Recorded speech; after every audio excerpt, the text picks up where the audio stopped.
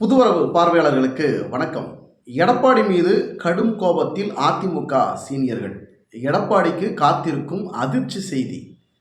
ராஜ்யசபா சீட்டு எடப்பாடி மகனுக்கு தான் அப்படின்னு சொல்கிறாங்க. அப்போது தேமுதிகவுக்கு இல்லையா, அவங்களுக்கு கல்தா கொடுத்துட்டாரா எடப்பாடி பழனிசாமி அப்படிங்கிறது தான் தற்போது அதிக அளவில் பேசப்படக்கூடிய ஒரு பேசுபொருளாக இருக்கிறது. அதாவது ஒரு பழமொழி இருக்குது, குழந்தைய கிள்ளி விட்டு தொட்டில் ஆட்டுற கதையா அப்படின்னு சொல்லுவாங்க பார்த்தீங்களா. அதுபோல் அண்ணாமலை 2 நாளைக்கு முன்பு என்ன பண்ணார்னா, எங்களோட பாஜகவுடன் கூட்டணி வைக்கிறதுக்கு நிறைய பேர் தவம் இருக்கிறாங்க, காத்துக்கிட்டு இருக்கிறாங்க அப்படின்னு செய்தியாளர் மத்தியில் ஒரு காட்டமாக பேசியிருப்பார் அண்ணாமலை. ஆனால் அதற்கு எடப்பாடி பழனிசாமி என்ன சொல்கிறாரு அப்படின்னா, இது அண்ணாமலை சொன்னது எங்களை இல்லைங்க, அதிமுக இல்லைங்க, அவர் வேறு யாரை சொன்னாங்க அப்படின்னு இவர் ஒரு மழுப்பலான பதிலை எடப்பாடி பழனிசாமி சொல்லியிருப்பார். அதற்கு பதில் கொடுக்குற மாதிரி அண்ணாமலை என்ன சொல்லியிருப்பார், மீண்டும் ஒரு முறை செய்தியாளர் சந்திப்பில், இல்லைங்க நாங்கள் அதிமுக குறிப்பிட்டு சொன்னேன்னா, நாங்கள் பொதுவாக பாஜகவினுடைய நிலைப்பாடை சொன்னேன், அதிமுகவில் எடப்பாடி அண்ணன் ஏற்கனவே சொல்லிட்டாரு, எங்களை பற்றி அவர் சொல்லலை அப்படின்னு தெளிவாக சொல்லிட்டாரு, நாங்களும் அதிமுகவை குறிப்பிட்டு நாங்கள் சொல்லலை. இது நீங்கள் ஊடகத்தில் மீடியாவில் பார்த்தீங்கன்னா, நீங்கள் ஒரு டிபேட்டுங்கிற பேரில் 4 பேரை உட்கார வச்சு நீங்கள் கருத்து கேட்பு ஒரு நிகழ்ச்சி பண்ணுற மாதிரி நீங்கள் ஆளாளுக்கு ஒரு கருத்து பேசிக்கிட்டு இருக்கிறீங்க, இது நல்லது இல்லைங்க அப்படின்னு ஊடகத்தையும் குறை சொல்கிற மாதிரி அண்ணாமலை பேசியிருப்பார். இதுதான் குழந்தைய கிள்ளி விட்டு தொட்டில ஆட்டுற கதை. இது உண்மையாகவே எடப்பாடி பழனிசாமி பாஜகவுடன் கூட்டணி வைப்பதற்கு தவமாகத்தான் இருக்கிறார், காத்து கொண்டு தான் இருக்கிறார். மீனை பிடிப்பதற்காக கொக்கு ஒத்த காலில் நிற்கும் பார்த்தீங்களா, அதுபோல தான் இப்போ எடப்பாடி பழனிசாமி இருக்கிறார். ஏன்னா 2026 சட்டமன்ற தேர்தல் இன்னும் ஓராண்டுகள் முழுமையாக இருக்கக்கூடிய சூழலில் கூட்டணி பேரம், அது பேரம் தான் சொல்லணும், கூட்டணி விவாதங்கள், கூட்டணி கணக்குகள், யார் யாருடன் கூட்டணி வைக்கலாங்கிறதுல இப்போவே தீவிரம் காட்ட தொடங்கிட்டாங்க அனைத்து கட்சிகளும். 2026க்குள்ளே இன்னும் 5 மாதங்களுக்குள்ளே நாங்கள் எங்களுடைய நிலைப்பாட்டை சொல்கிறோம் அப்படின்னு எடப்பாடி பழனிசாமி சொல்கிறது தெள்ள தெளிவாகவே வெளிப்படையாகவே எடப்பாடி பழனிசாமியுடைய உள்நோக்கம். பாஜகவை நேரடியாக கடுமையாக விமர்சனம் செய்யாத எடப்பாடி பழனிசாமி பாஜகவுடன் கூட்டணி வைக்கக்கூடிய ஒரு சூழலை எடப்பாடி பழனிசாமி உருவாக்கி கொண்டிருக்கிறார். வேறு வழியே கிடையாது, மாற்று வழியே கிடையாது. தமிழக வெற்றி கழகம் தனித்து நிற்கணும்னு முடிவு பண்ணிட்டாங்க. ஏன்னா தமிழக வெற்றி கழகத்தினுடைய தலைவர் விஜய் அவர்கள் தான் முதலமைச்சர், வெற்றி பெற்றால் முதலமைச்சராக கேண்டிடேட் வேட்பாளர் யார் அப்படின்னா விஜய் அவர்கள் தான் அப்படின்னு தெளிவாக அவங்களுடைய காய் நகரத்தில் பண்ணிட்டு போயிட்டு இருக்கும்போது இது எடப்பாடி பழனிசாமிக்கு ஒரு அதிர்ச்சிகரமான செய்தியாக தான் பார்க்க முடிகிறது. ஏன்னா இங்கே முதலமைச்சர் அப்படிங்கிற வருகிற போது இன்னைக்கு ஒரு மும்முனை போட்டி தான் ஏற்படும். ஒரு பக்கம் திமுக, பாஜக, தமிழக வெற்றி கழகம், அதிமுக பாஜகவுடன் இணைந்தால் அது மும்முனையாக மாறிவிடும். ஸோ இப்போ நாம் தமிழர் கட்சி சீமான் அவர்களை பெருசாக இந்த முதலமைச்சர் ரேஸில் பெருசாக பங்கெடுக்கக்கூடிய ஒரு சூழல் இருக்காது. அதனால் மும்முனை போட்டிங்கிற ஒரு நிலைப்பாட்டோடு தான் 2026 சட்டமன்ற தேர்தல் யார் முதல்வர் அப்படிங்கிற ஒரு பெரிய விஷயம் போகும். எடப்பாடி பழனிசாமி அதிமுகவுடன் கூட்டணி வைக்கிறதுக்காக அதிமுகவில் இருக்கக்கூடிய சீனியர்களே எடப்பாடி பழனிசாமிக்கு பல அதிர்ச்சி வைத்தியெல்லாம் பார்க்குறாங்க, எவ்வளவோ செய்து பார்க்குறாங்க. எடப்பாடி பழனிசாமி அசரவே மாட்டேங்கிறாரு. அதனால தான் ஒரு பல்வேறு அதிர்ச்சி செய்திகளை எடப்பாடி பழனிசாமி கொடுத்துக்கிட்டே இருக்கிறாங்க. அது எப்படி அப்படின்னா, ஒவ்வொரு தொகுதிகளிலும் ஒவ்வொரு மாவட்டங்கள்லையும் அந்தந்த மாவட்ட செயலாளர்கள் எடப்பாடி பழனிசாமிக்கு எதிராக ஒரு கட்சியினுடைய தலைமை, கட்சியினுடைய பொதுச் செயலாளர்களுக்கு கட்டுப்பட்டு, கட்சிக்கு கட்டுப்பட்டு அந்தந்த மாவட்ட செயலாளர்கள், பொறுப்பாளர்கள், நிர்வாகிகள் இருப்பாங்க. இதுதான் கட்சியினுடைய வழக்கமான ஒரு செயல்பாடு. ஆனால் நான் பெரியவனா நீ பெரியவனான்னு சொல்லிட்டு ஒவ்வொருத்தரும் ஒவ்வொரு மாவட்டங்களில் மாவட்ட செயலாளர்கள் கடுமையாக பேசுகிறதும், கூட்டணி குறித்து அவரவர்களுக்கு வாய்க்கு வந்த மாதிரி ஒரு அறிவிப்புகளை செய்கிறதும், சூசகமான பதிலை நாங்கள் இவங்களோட இல்லைங்க, நாங்கள் அவங்களோட இல்லைங்கன்னு கடுமையாக விமர்சனம் பண்ணுறதெல்லாம் இப்போ சமீப காலமாக அதிமுகவில் இருக்கக்கூடிய மாவட்ட செயலாளர்கள், நிர்வாகிகள்லாம் கூட்டத்தில் பேசுகிறத நம்ம பார்த்துக்கிட்டே இருக்கிறோம். சமீபத்தில் கூட ராஜேந்திர பாலாஜி மாப்போ பாண்டியராஜனை கடுமையாக பேசியிருப்பார். தொலைச்சிடுவோம் பார்த்துக்க, 2-3 கட்சி 4-5 கட்சி மாறி மாறி வந்திருக்கிற உனக்கு மாலை மரியாதை வேணுமா, சால்வு போடணுமா, கௌரவப்படுத்தணுமா, தொலைச்சி போடுவோம் அப்படின்னு கையை காட்டி பயங்கரமாக கொந்தளித்து பேசியிருப்பார் ராஜேந்திர பாலாஜி. மாப்பா பாண்டியராஜனும் இவர் குறுநில மன்னர் மாதிரி நடந்துக்கிறாருங்க, இது சரிப்பட்டு வராதுன்னு அவரும் அடுத்த கட்டமாக வேறொரு கட்சி தாவல், அணித்தாவல், வேறொரு மாற்று கட்சிக்கு போகலாமா அப்படிங்கிற அளவுக்கு கூட மாப்பா பாண்டியராஜன் போகக்கூடிய ஒரு மனநிலையை ராஜேந்திர பாலாஜி உருவாக்கியது தான். இது வந்து எடப்பாடி பழனிசாமி நேற்று நடந்த ஒரு கான்ஃபரன்ஸில், அதாவது வீடியோ கான்ஃபரன்ஸில் தொலைபேசியில் பேசுகிறது, நேரடியாக அவர்களை அழைத்து பேசுறது மூலிமா பல்வேறு எச்சரிக்கைகளை ராஜேந்திர பாலாஜிக்கு மறைமுகமாக சொல்லியிருக்கிறார். கட்சி சார்ந்தோ கூட்டணி சார்ந்தோ இவர்களுடன் தான் கூட்டணி, அவர்களுடன் தான் கூட்டணி, நீங்கள் வாய்க்கு வந்த மாதிரி கூட்டத்தில் பேசாதீங்கப்பா, நான் கட்சி கூட்டணி குறித்து நான் முடிவெடுக்கிறேன். நீங்கள் எதுவும் கட்சி வளர்ச்சிக்கும் தொண்டர்களுடைய நிலைப்பாட்டுகளை ஒற்றுமைப்படுத்துவதற்கும் நிர்வாகிகளை ஒற்றுமையாக கொண்டு செல்வதற்கும் 2026 சட்டமன்ற தேர்தலில் அதிமுக வெற்றி பெறுவதற்குண்டான வேலையை பாருங்கள், கூட்டணியை நான் பார்த்துக்கிறேன், நீங்கள் தேவையில்லாமல் பேசி ஏன் சீட்டுக்கு உழ வச்சிடாதீங்கப்பாங்கிற அளவில் எடப்பாடி பழனிசாமி நொந்து போயிருக்கிறார்.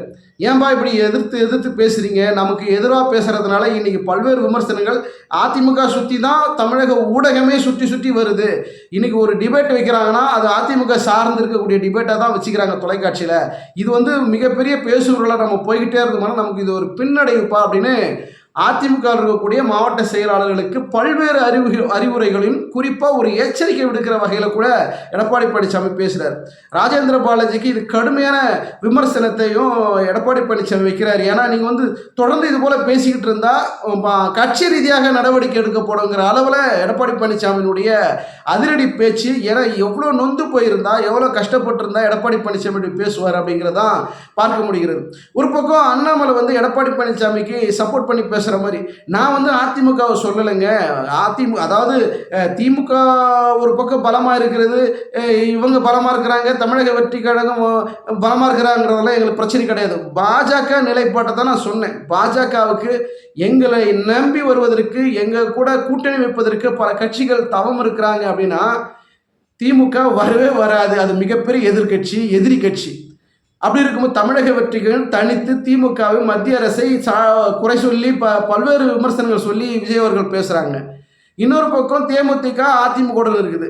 அதிமுக இது வரைக்கும் பாஜக கூட்டணி நிலைப்பாட்டுக்குள்ள எந்த ஒரு முடிவும் எடுக்காத சூழலில் இன்னொரு பக்கம் நாம் தமிழர் கட்சி தனியாக இருக்குது. அப்போ எந்த கட்சி தான் தவம் இருக்கிறாங்க பாஜக கூட்டணிகளை வர்றதுக்கு அப்படிங்கிற ஒரு கேள்வி நியாயமானது தானே.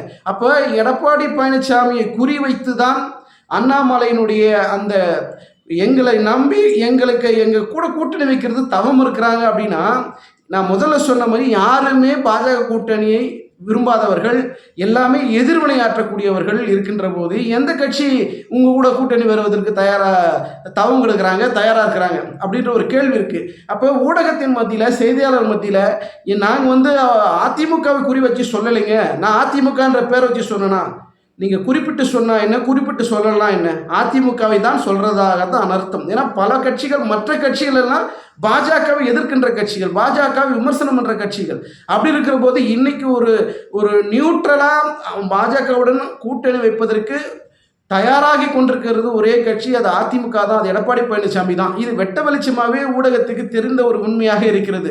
அப்படிங்கிற போது எடப்பாடி பழனிசாமியை தான் அண்ணாமலை பேசியிருக்கிறாருங்கிறது தெளிவாகவே தெரியுது. இதில் வந்து எடப்பாடி பழனிசாமி வந்து எங்களை சொல்லலைங்கன்னு இவர் சொல்கிறதும், அண்ணாமலை வந்து நாங்கள் அதிமுகவை சொல்லலைன்னு அண்ணாமலை சொல்கிறதும், இதுக்கு தான் நான் முதலே சொன்னேன், இது வந்து குழந்தைய கிள்ளி விட்டு தொட்டில் ஆட்டுற கதை. இது வந்து சமூக ஊடகங்கள் மட்டுமில்லை, அனைத்து தமிழ் தொலைக்காட்சிகளும் உற்று நோக்கக்கூடிய ஒரு பேசுபொருளாக மாறிக்கொண்டிருக்கிறது. பாஜகவுடன் அதிமுக கூட்டணி நிலைப்பாட்டின பல்வேறு வியூகங்களையும் பல்வேறு கட்ட பேச்சுவார்த்தைகளுக்கும் தீவிரமாக காட்டக்கூடிய எடப்பாடி பழனிசாமி அதனால தான் மறைமுகமாக சொல்கிறாரு, நீங்கள் வந்து இன்னும் 5 மாதங்கள் பொறுங்க. ஏன் இப்போ தெளிவாக சொல்ல வேண்டியது தானே? கடந்த 2-3 மாதங்களோ 6 மாதங்களுக்கு முன்பாக பாஜகவை ஓரளவுக்கு விமர்சனம் பண்ணி பேசிகிட்டு இருந்த எடப்பாடி பழனிசாமி சமீப மாதங்களாக பாஜகவை விமர்சனம் பண்ணாமல் பேசிக்கிட்டு இருக்கிறது எதனால்? கூட்டணி வைக்கணுங்கிற ஒரு நிலைப்பாடு, கூட்டணி வைக்கணுங்கிற ஒரு அழுத்தம் அதிமுக இருக்கக்கூடிய சீனியர்களால் எடப்பாடி பழனிசாமிக்கு மிகப்பெரிய சிக்கலை கொடுத்து, அழுத்தத்தை கொடுத்து, நம்ம கூட்டணி வைத்தே ஆக வேண்டுங்கிற மிகப்பெரிய அஜெண்டா இருக்கிறதுனால தான் எடப்பாடி பழனிசாமி எதை பேசுறது எதை பேசக்கூடாதுன்னு தெரியாதனால தான் இன்றைக்கி குழம்பி போயிருக்கக்கூடிய, அதிர்ச்சியில் இருக்கக்கூடிய எடப்பாடி பழனிசாமி பாஜகவுடன் அதிமுக கூட்டணி வைக்கக்கூடிய சூழல் உருவாகிவிட்டால் என்ன ஆகிறது அப்படிங்கிற ஒரு மிகப்பெரிய குழப்பத்தில் தான் இன்னைக்கு என்ன பேசுறது தெரியாமல் குழம்பி கொண்டிருக்கிறார் எடப்பாடி பழனிசாமி. இதுதான் நிதர்சனமான உண்மையாக பார்க்க முடிகிறது. அதிமுக இருக்கக்கூடிய சீனியர்கள், குறிப்பாக எஸ்பி வேலுமணி மீது எடப்பாடி பழனிசாமிக்கு மிகப்பெரிய காட்டமான ஒரு எண்ணம் அவருக்கு இருக்கத்தான் செய்கிறது. அதை வெளியே காட்டிக்கொள்ள முடியவில்லை.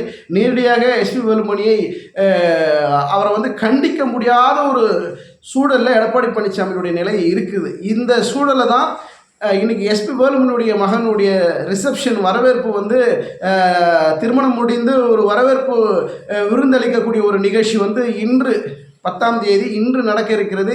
இந்த நிகழ்ச்சியில் எடப்பாடி பழனிசாமியும் கலந்து கொள்ளக்கூடிய வாய்ப்புகள் இருக்குதுன்னு சொல்கிறாங்க. திருமணத்தில் கலந்து கொள்ளவில்லை. அது பல்வேறு சர்ச்சைகளையும் பல்வேறு விமர்சனத்தை ஏற்படுத்திச்சு. இப்போ இன்று இந்த நிகழ்ச்சியில் எடப்பாடி பழனிசாமி கலந்து கொள்வார் அப்படிங்கிற ஒரு விஷயமும் போய்கிட்டு இருக்கு. பொறுத்திருந்து பார்க்கலாம். குறிப்பாக அதிமுக இருக்கக்கூடிய ராஜ்யசபா சீட்டு எடப்பாடி பழனிசாமி மகனுக்குத்தான். அதனால தான் தேமுதிகவுக்கு நான் உறுதி சொல்லலை, எழுதி கொடுக்கல, எந்த இடத்துல நான் வாக்குறுதி கொடுக்கலன்னு மழுப்பலாக பேசிய எடப்பாடி பழனிசாமி அதற்கு எதிர்வினை ஆற்றியிருக்கக்கூடிய தேமுதிகனுடைய பொதுச் செயலாளர் பிரேமலதா விஜயகாந்த் அவர்கள் கடுமையான முகத்தோட, கடுப்பான முகத்தோட, ஒரு வெறிகொண்ட முகத்தோட பல்வேறு ரியாக்ஷனை செய்தியாளர் மத்தியில் தேமுதிக பொதுச் செயலாளர் பிரேமலதா விஜயகாந்த் அவர்கள் கொடுத்திருப்பாங்க.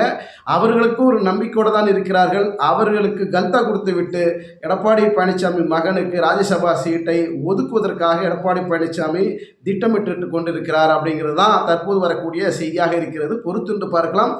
பாஜக அதிமுக கூட்டணி பெரும்பாலும் உறுதி செய்யப்பட்ட ஒரு சூழலாகத்தான் பார்க்க முடிகிறது. பொறுத்திருந்து பார்க்கலாம். நன்றி, வணக்கம்.